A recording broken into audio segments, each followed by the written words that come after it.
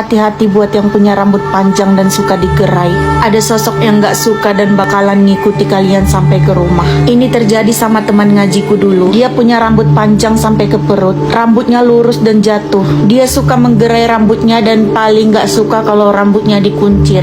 Sampai suatu saat sepulang mengaji, di perjalanan pulang dia selalu membuka mukenahnya dan menggerai rambutnya. Karena rumahnya melewati pepohonan pisang yang gelap, sesampainya di rumah dia ketakutan karena ada sosok putih yang terbang di atasnya. Dia pun langsung terkicir dan berlari masuk ke rumah. Sedikit lagi mau sampai rumah, ternyata sosok putih itu sudah lebih dulu sampai dan terlihat berlari di atas genteng rumahnya. Kemudian dia masuk dan langsung mengunci pintu. Ternyata ibunya yang di dalam rumah pun mendengar ada suara di atas genteng. Tapi karena suara itu berbarengan dengan kedatangan dia sambil berlari, ibunya mengira kalau dia habis melempar sesuatu ke atas genteng. Lalu temanku itu pun menjelaskan kalau dia baru aja dikejar sama sosok putih dari atas sampai dia melihatnya berlari di atas genteng. Kemudian mereka sekeluarga langsung mengecek genteng. Ayahnya pun mengambil tangga dan ternyata pas dicek tidak ada batu yang dilempar ataupun kucing yang sedang berlari di atas genteng. Kemudian bapak dan ibunya bilang mungkin ada sosok binatang yang naik ke atas genteng, bisa jadi tikus ataupun musang. Setelah itu mereka semua tertidur. Kamar temanku ini nggak pakai plafon,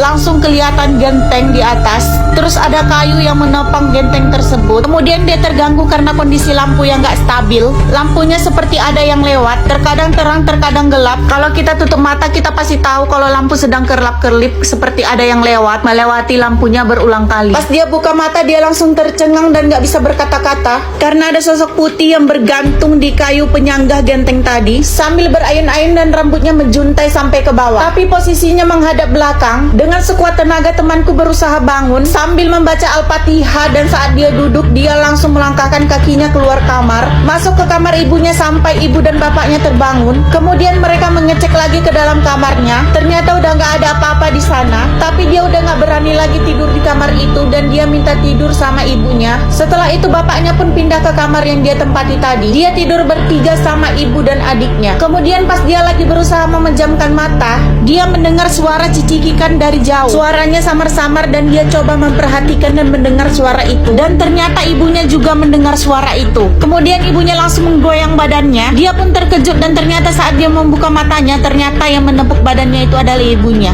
Ibunya menutup mulutnya dengan jari telunjuk sambil berkata diam. Kemudian ibunya bilang kalau kita mendengar suaranya dari jauh berarti sosoknya itu udah dekat. Kemudian mereka langsung mendengar suara hentakan kaki yang berlari di atas genteng rumahnya. Ayahnya pun ternyata mendengar dan langsung masuk ke kamar mereka.